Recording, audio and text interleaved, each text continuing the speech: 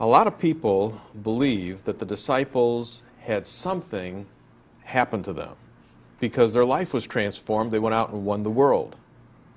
What do you think happened?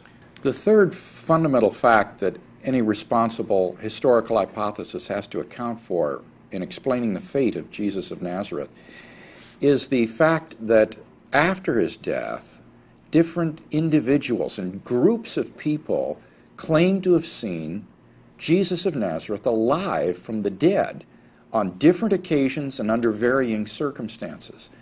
Now, this general fact is one that is universally acknowledged today among New Testament critics. Why do the New Testament scholars agree?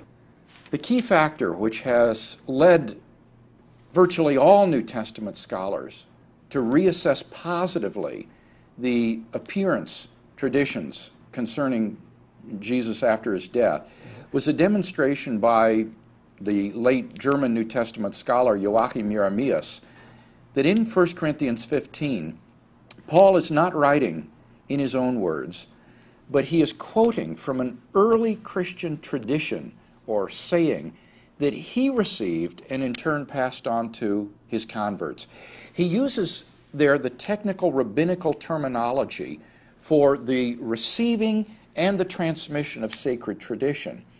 And Paul says that to the Corinthians, I delivered to you as of first importance what I also received, namely, and then he quotes this old pre-Pauline tradition, that Christ died for our sins in accordance with the Scriptures, and that he was buried, and that he was raised on the third day in accordance with the Scriptures, and that he appeared to Cephas, then to the 12.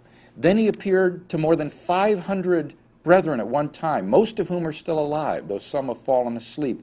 Then he appeared to James, then to all the apostles. And last of all, Paul says, as to one untimely born, he appeared also to me.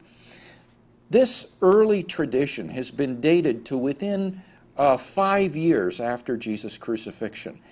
And thus, you have in the early Christian tradition the naming of specific eyewitnesses and groups of people that were widely known in the early Christian church who at least claimed to have seen Jesus of Nazareth alive after his death.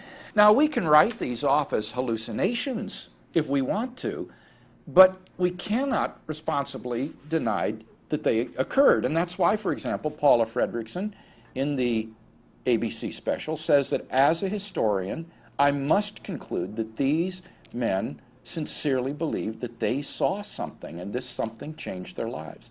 So for that reason alone, as I say, it's virtually unanimous among New Testament scholars that these early disciples, groups and individuals, did in fact experience these post-mortem appearances of Jesus alive after his death. The only question is, how do you explain these?